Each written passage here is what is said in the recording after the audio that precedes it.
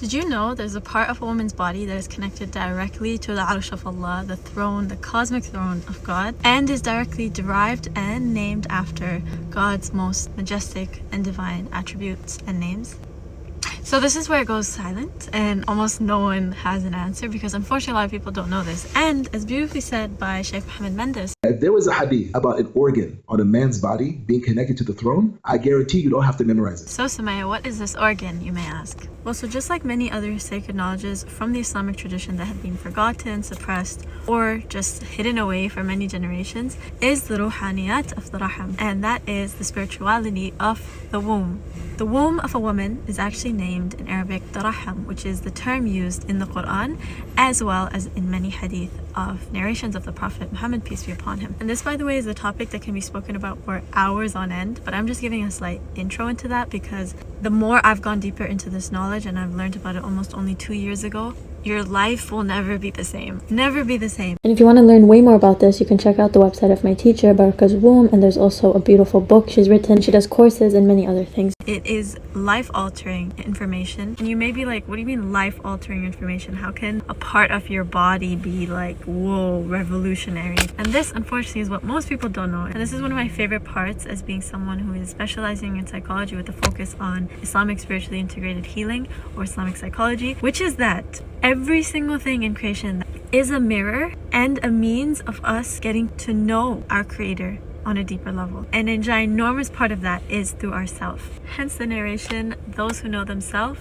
know their Lord. And unfortunately, mainstream society, the Matrix, Dajjal, whatever you want to call it, their main goal is to make sure that you can try their best to make everyone forget themselves and disconnect from themselves as much as possible. Just think about anything around you. Everything is acting as a distraction, something to push you further away from connecting deeper within. And what happens when you actually connect deeper within? What happens when you connect deeper to yourself? You connect deeper to your Creator, to Allah, on a level that you would never be able to otherwise, because it is one of the most unique and deep ways to do so. Because it's very easy to sit on a prayer mat, to hold a prayer bead and recite, be in that form of outward, performative, or expressional worshipping, versus internal, and that's the big part of Islamic spirituality, because we are spiritual beings and not just physical beings. And so when we can connect the two, everything is coexistent, everything is one, and has to operate in harmony. You need to have the balance. But when you can connect the two, you can actually reach, in psychology terms, self-actualization. And in Islamic psychology, higher self, the fitra self, the version of yourself Allah has created you to be, the version of yourself that is at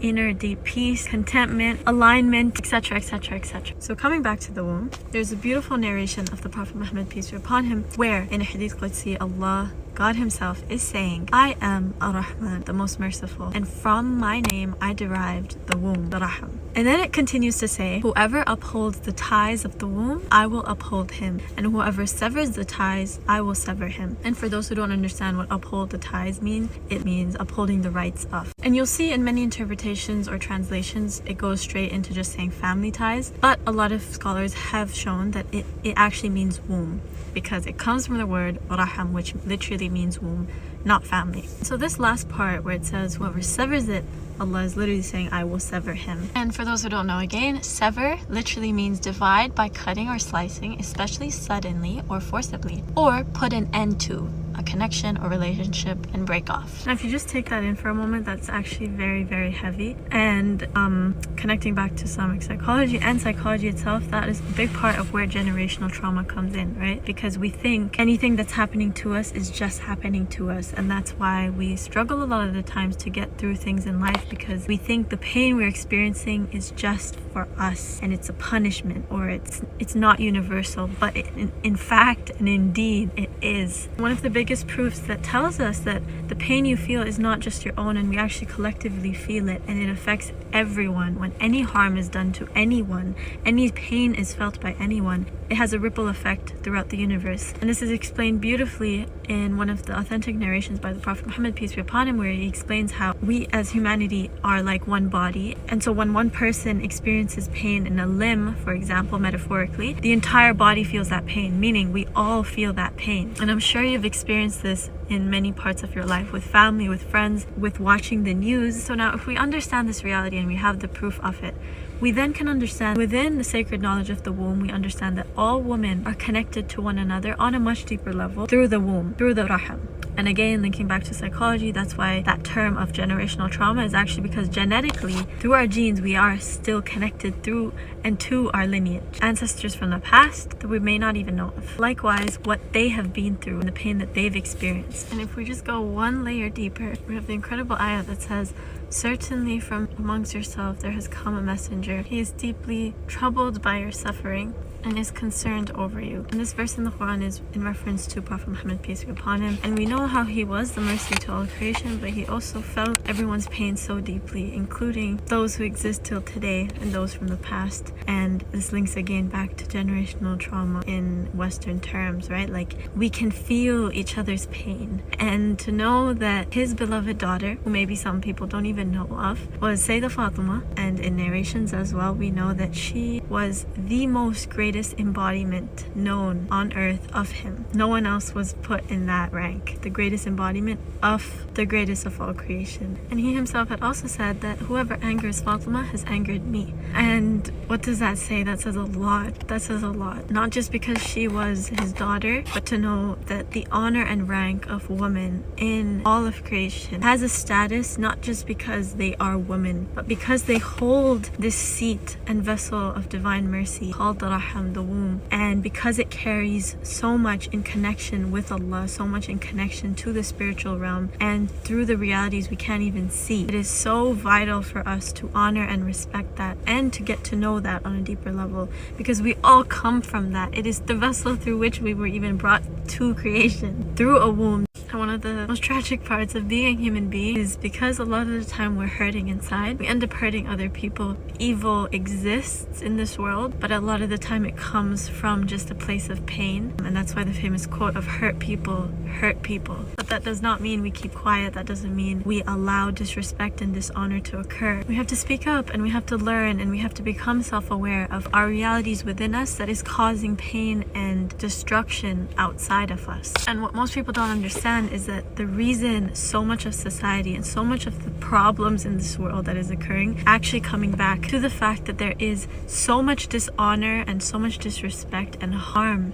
being done to the womb, and the fact that there is an entire chapter of the Holy Quran that is named after women. And not a coincidence that the first ayah of that chapter literally says at the end of the verse to have taqwa upon the womb, to have fear and consciousness upon the wombs, upholding the rights of the womb. From what I've seen, what I've heard as well, there's barely anything else that is ever commanded to have taqwa, to have consciousness and fear of anything else but Allah.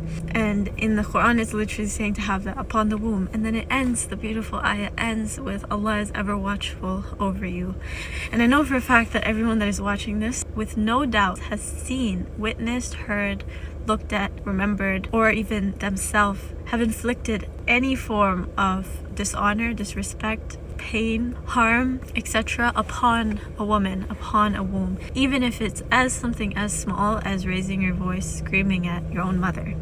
Okay, your own mother, the womb that you came from. And as they say, ignorance is a bliss. Why? Because when you're not aware, when you're ignorant about some information, then you're not really held accountable. Now that you are aware of this, and we have been told directly from Allah, no one else, Allah is saying directly that I will sever those who sever the womb. How then can we continue to live every day where there is facade, there is lies, there is manipulation that occurs directly to another woman in whatever context you may take it? But I've seen way too much of it, and I've also experienced it myself on levels that actually make me sick. And this is nothing to do with a new reality or new information, so-called feminism, whatever people like to frame stuff, anything about honoring and respecting a woman. It has nothing to do with that, because this is all directly linked to and stated in the holiest of narrations and scriptures, including the Quran, and the words of the most purest of all human beings, who never spoke from his own self. As said in the Quran, it was direct revelation every time, and it was spoken through to